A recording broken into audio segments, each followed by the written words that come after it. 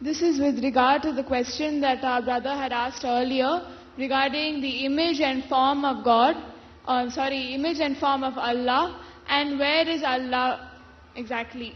So, Brother Yusuf, you had answered the earlier part of the question, what is the image and form of Allah? But you had not answered the second part of the question, which was, where is Allah? So the sisters would like to have that clarified. The brother is here, we'll clarify it with him. Is the sister right? You wanted a clarification on that? Yes. Bismillah, alhamdulillah, wa salatu wa salam. This question, you say, where is Allah? I want to caution the Muslims on this subject for a reason. Because there is a small group of brothers scattered around the world and sisters who seem to think that if this question is asked and you don't get the right answer back, that quickly you can declare certain Muslims to be disbelievers. Okay, so I want to, before I give the answer, before I even talk about it, I want to say, please let's don't do that. Because this is not the idea. We're not here to give a dipstick check to see how is your belief. I'm going to run a rod down there and say, oh, you're about a quart low. I don't want to do that. But the reason to ask the question is really to ascertain, do we consider that Allah even exists? And if He does, where? Is it a physical existence? If so, how do I understand it? Islam has provided the answer very, very clear. Unfortunately, not all the Muslims have taken the time to read, study, and spend time with their scholars. Okay, if they had, then they wouldn't have to ask the question. But it is a legitimate question, and it was asked by the Prophet, peace be upon him, about a woman to determine, does she have the right belief in God? He said, where is God? And she pointed up, like that. And that was sufficient. He said, this is a believer, you can get married to her, or whatever the situation was. The point is that this was a legitimate question and this was a legitimate answer. But now, I found from some other Muslims, so-called anyway, they're called the Nation of Islam, they asked me, after one of our programs, they said, well, if you said Allah is up and you held your finger like this, okay, 12 hours later, the earth will rotate, so you'll be pointing the other way. Does that mean God went down, or how does that work? Huh? And right away you're going, oh. I don't think, and I'm talking about from the Hindus, the Christians, Muslims, everybody, I don't think anybody really considers that a legitimate question. That's kind of stupid. Because what you're saying is God is up above the heavens, wherever that is. God is not here, up there. So let us look to the Quran and see if we get some resolution for this. And Allah tells us in the Quran that He doesn't compare to anything in the creation.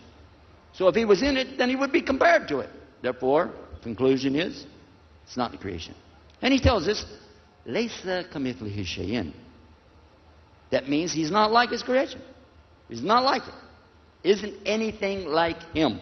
And He says, وَلَمْ يَكُلُهُ كُفُوًا أَحَدٍ. There isn't anything like Him. He is unique. And He uses the word ahad from the same derivative of the root, wahad, or one, meaning uniquely one that no two is going to come after it. So Allah is so unique that even though He tells us He has a face, He tells us He has hands, He talks about Himself, but we don't say it's going to be like my hand. Does He have knuckles? Does He have a fingerprint? What is that? What do you... Is it got a face? He got eyebrows? Yeah. Why do you want to do that? We want to play. Okay? This is not something to play with. You're talking about your Creator. If He says something in His book, okay, accept that. And if you don't understand it, go to your scholars and ask them.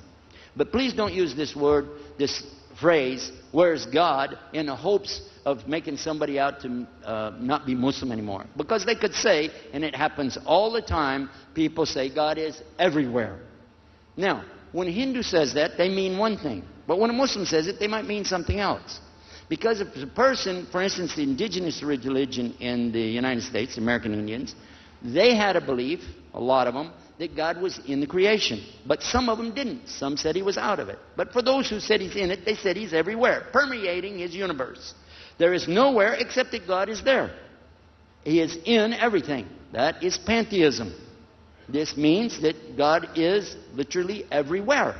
But when a Muslim says it, they may not mean that. What they may mean is clearly that His hearing is everywhere. His sight is everywhere. His knowledge is everywhere. And His mercy is everywhere. His love, al-wadud, is everywhere. His forgiveness is everywhere. But we don't put God like a physical being in His creation. I think that's the best way to distinguish it. There isn't anything that's going to happen in His universe that He's not going to be aware of or that He doesn't know.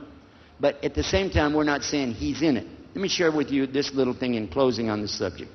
Someone could come to you with an age-old question that dates back to the times of the Romans and Greeks and their philosophies.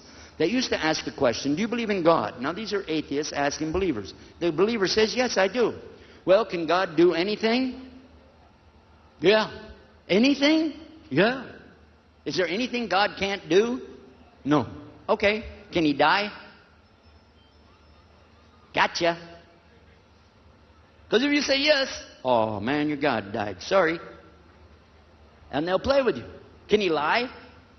Well, no. I thought you said He could do anything. Can He cheat? No. I thought you said He'd do anything. Now, when they get you on shaky ground, they come with the one that they want to pull on you, which says, now let me ask you, you said your God can do anything. Forget all the other stuff. Just one question. Can He make a rock? Sure. He can make a rock. Can He make a big rock? Sure. Can He make a really big rock? Yeah. Can He make a rock so big that nothing can move it? Sure. Even He can't move it? Uh-oh. Let me get back. Let me ask the sheikh. What will you say? Because the concept that you're talking about and the concept that the atheist is talking about, he's just playing with you. He doesn't care.